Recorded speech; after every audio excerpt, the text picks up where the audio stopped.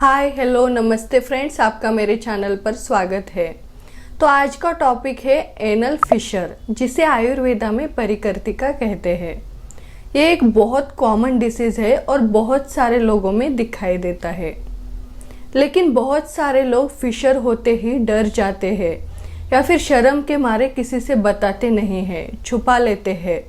Specially females जो है शर्म के मारे किसी से भी शेयर नहीं करते हैं, छुपाते हैं और डॉक्टर के पास जाने से भी डरते हैं कि डॉक्टर को कैसे बताना या फिर कैसे दिखाना। इस वजह से डॉक्टर के पास भी नहीं जाते हैं। लेकिन इसमें डरने वाली या शर्माने वाली कोई बात नहीं है, क्योंकि ये बहुत सारे लोगों में दिखाई देता है और ये ट्रीटेबल भी है।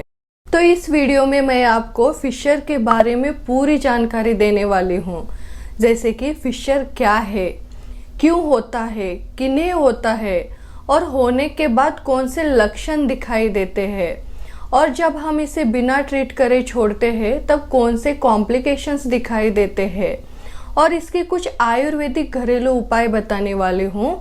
तो ये वीडियो एंड तक देखिए। तो वीडियो शुरू करने से पहले अगर आप हमारे चैनल पर नए हो, अभी तक आपने हमारे चैनल को सब्सक्राइब नहीं किया है, तो हमारे चैनल को सब्सक्राइब कीजिए और हमारे नए वीडियोस के नोटिफिकेशन के लिए बेल आइकॉन प्रेस कीजिए। तो आइए देखते हैं फिशर क्या है। फिशर एक लीनियर कट या घाव है जो गुदद्वार द्वार के यानी मोशन पास करने की जगह में अंदर या बाहर दिखाई देता है। तो आइए देखते हैं फिशर क्यों होता है। गुदद्वार द्वार में यानी मोशन पास करने की जगह में घाव या कट किन कारणों से होता है। तो इसका मुख्य कारण है कॉन्स्टिपेशन या कब्ज। कब्ज में क्या होता है, स्टूल्स जो है हार्ड बन जाते हैं, सख्त बन जाते हैं, और स्टूल पास करने के लिए हमें ताकत लगानी पड़ती है, स्ट्रेन करना पड़ता है। जब ताकत लगाते हैं या फिर स्ट्रेन करते हैं, स्टूल्स गुदद्वार द्वार को यानी मोशन पास करने की जगह को रगड़ कर घिस कर पास होते हैं, जिस वजह से वहां पे कट या घा हो जाता है यानी फिशर हो जाता है। तो 90% लोगों में फिशर जो है कॉन्स्टिपेशन या कब्ज के वजह से होता है। तो इसका दूसरा कारण जो है रिकरेंट डायरिया या फिर बार बार दस्त होना। तो जिन लोगों में बार बार मोशन पास होते हैं, बार बार दस्त होता है, उन लोगों में भी फिशर होने के चांसेस रहते हैं। इसके अलावा जीआई ट्रैक के डिसीजेस में जैसे कि क्रॉन्स डिसीज या फिर अल्सरेटिव कोलाइटिस में भी फिशर होने के चांसेस रहते हैं, या फिर सेक्सुअली ट्रांसमिटेड डिसीजेस में जैसे कि HIV, सिफिलिस या फिर टीबी का इन्फेक्शन है या फिर कैंसरस कंडीशन है, इन सभी में भी फिशर होने के चांसेस रहते हैं।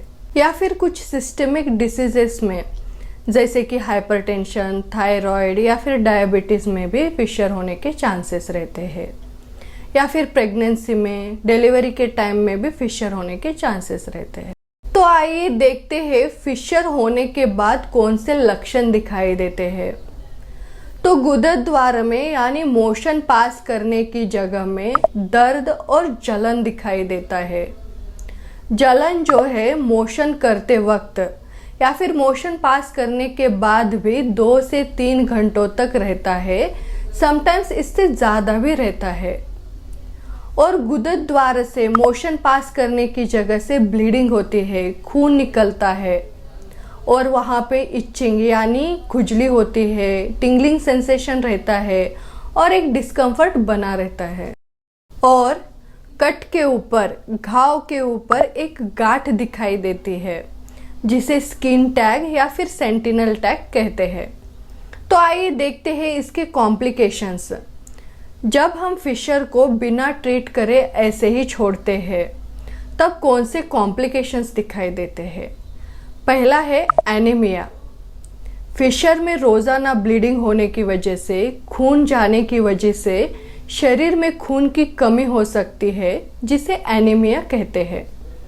दूसरा है फिस्टुला हो सकता है, जिसे आयुर्वेदा में भगंदर कहते हैं। जब हम फिशर को बिना ट्रीट करे ऐसे ही छोड़ते हैं, तब उसमें इन्फेक्शन हो सकता है और अंदर की ओर ट्रैक फॉर्मेशन हो सकता है, जिसे फिस्टुला कहते हैं। तो आइए देखते हैं फिशर के लिए कुछ घरेलू उपाय और आयुर्वेदिक ट्रीटमेंट। अगर आपको गुदद्वार द्वार में बहुत ज़्यादा दर्द हो रहा है, जलन है, तब आप सिट्स बाथ कर सकते हो। इसके लिए क्या करना है, आपको एक टब लेना है, उसमें गर्म पानी भरना है और उसमें आपको सबमर्ज होकर बैठना है। 10 से 15 मिनट के लिए बैठना है। आप दिन में 2 बार बैठ सकते हो।